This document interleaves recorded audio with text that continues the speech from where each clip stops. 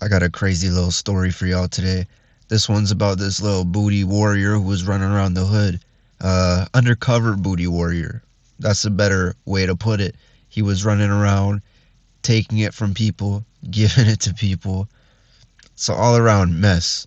And I avoided him very narrowly, but I did it. You pick up on some signs when you're around normal people for long enough. When somebody's off, you can tell just like that. For the sake of this video, we'll call this dude FLEECE.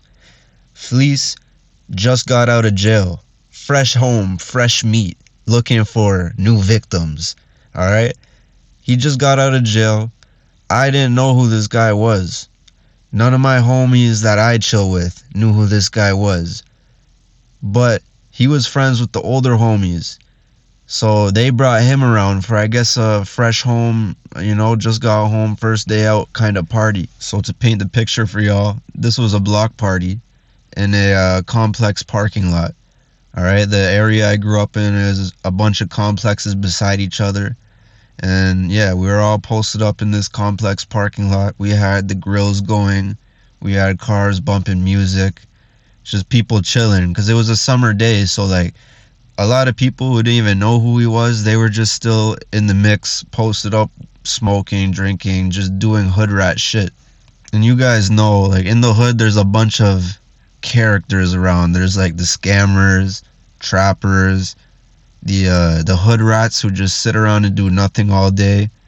We got even the scholars, like the guys who go far in life. They get good grades, finish school, stay out of trouble. Shout out to them. I like those guys. You know what? I take that back. This is not the right time to be saying I like any kind of guys, nothing like that. Alright? First of all, pause. Second of all, don't even take it that way. I was just saying those are the right people to look up to. But anyways, at this block party, this was the first time that I ever met this character named FLEECE. Same with my friends. We didn't even know who this dude was. For a description of him, this is what makes it scary, man. This guy was like 6'4", like muscular built, like fresh out of prison. So he was doing his burpees. He was in just the condition to take booty. He was built for that shit at the time. But of course, we didn't know this shit. It's our first time meeting him, so why would we know he's into that? So we go up, whatever, chop it up, nice to meet you, blah, blah, blah. Comes time, I meet FLEECE. This guy shakes my hand. I realize, like, yo, this guy got a firm grip on me. That's crazy, alright? That's crazy. I'm like, yo, he keeps asking me questions, but he seems like really intrigued with what I'm saying, like asking me to repeat what my name was, like what I'm into, how long I've been around. This guy's asking me crazy shit. How old am I? I'm like, yo, met a lot of people before. This guy is asking too many questions.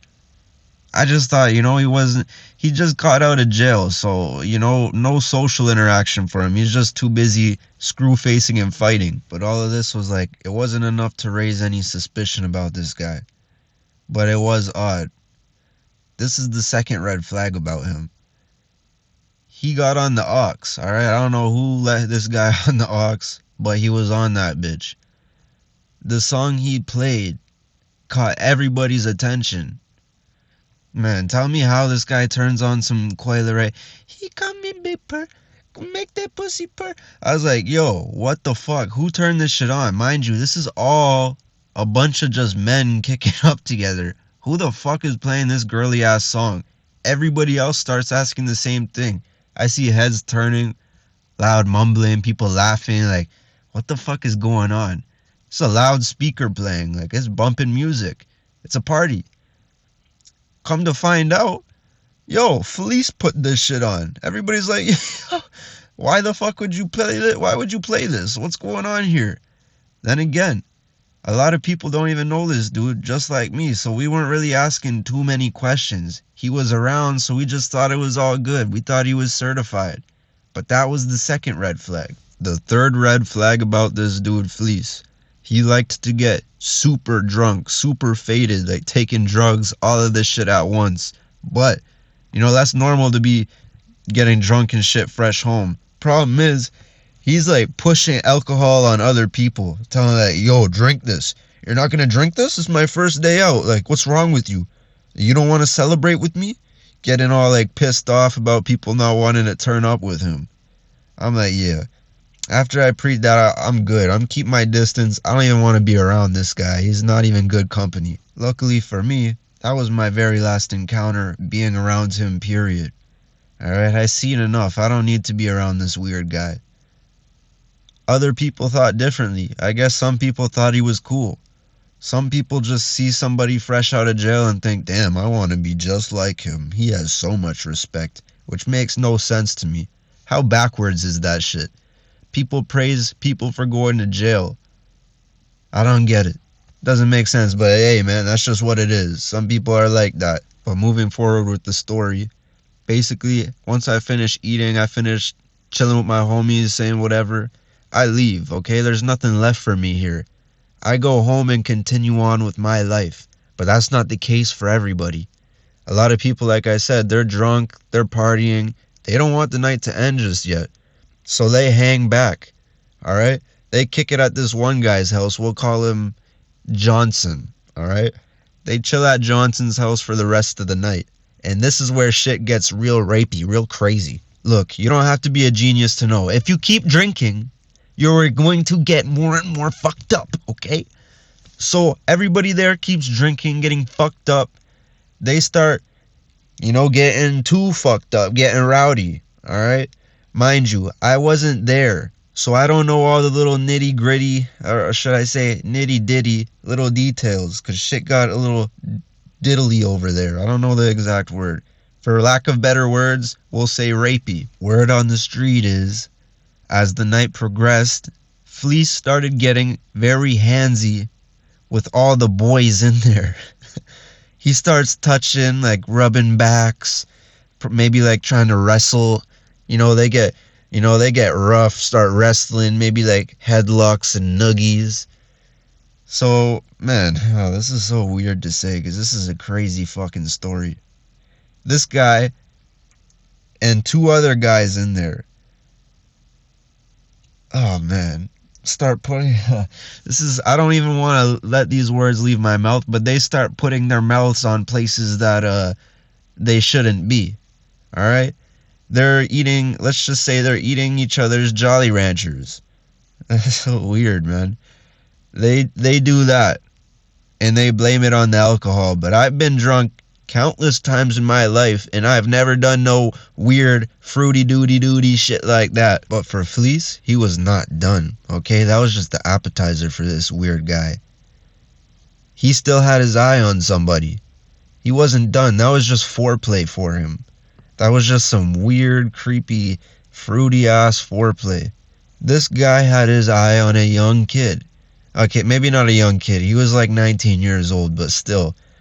FLEECE was way older than this guy. I didn't catch his exact age, but based on how he looked and the fact that he did years in jail, and also he was friends with the older homies, that seems like enough evidence for me. But anyways, FLEECE takes advantage of this 19-year-old kid. He gets him super drunk, to the point where he can't even really function right. He's just not sober at all. Maybe he got roofied too, like Xanax, whatever other drug it is, I don't know, Motley in his champagne. You don't even know it. Rick Ross type of shit. But anyways, he gets him in a bedroom, alone, locked door.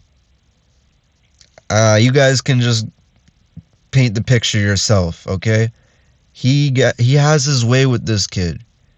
Does what he wants, takes it all from him.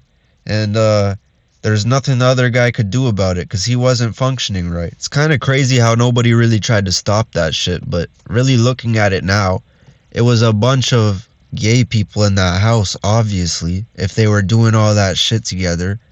Fuck, man, it's weird telling this story because, like, man, I was around those guys earlier that day.